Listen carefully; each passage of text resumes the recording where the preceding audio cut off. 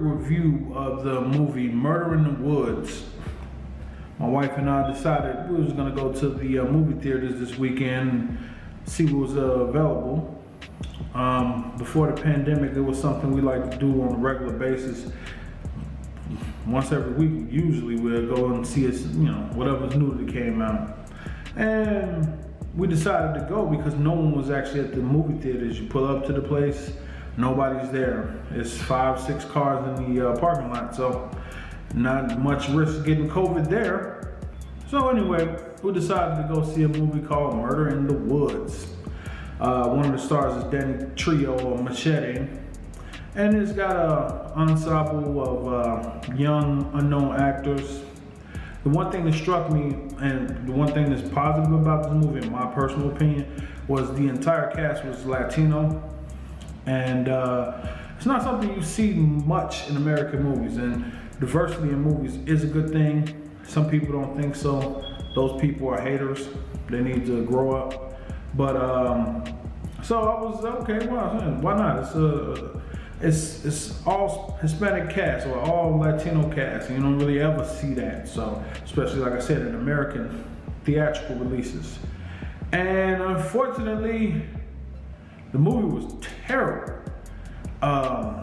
Just really terrible movie. I mean, I wanted to see something good in it. The cinematography was subpar, I would say. The writing was not so good. It was campy and laced with a lot of very predictable and just, it seemed like a B movie that should have been on Netflix or Prime, more so than a theatrical release. I've seen, some movies just made it to the theater and thought, okay, well, at least they look good. The horror films in particular, not much in the writing department. But this, you can predict everything. 10 minutes into the movie, I knew who the killer was.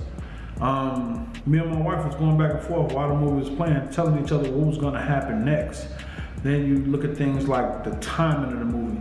It took a while for it to get to the point from the very beginning. That sucks. Especially with a horror or thriller type of movie. And it just wasn't really scary in general.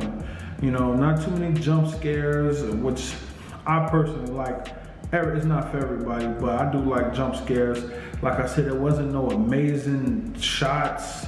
It was a house in the middle of the woods, and there was no like big plot twist or anything like that. And it was really easy to follow because it was not very much there. It just seemed like a really lazily put together production.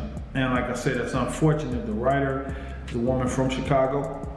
I'm from Chicago, so I was hoping that it'd have some depth to it, but no, not really, to be honest. And I'm looking at these advertisements for it, and it's got like, really good reviews from random individuals, and that's what you get.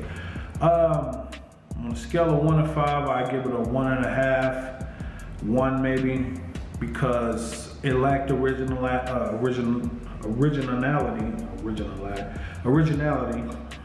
It lacked suspense. The timing was kind of rough.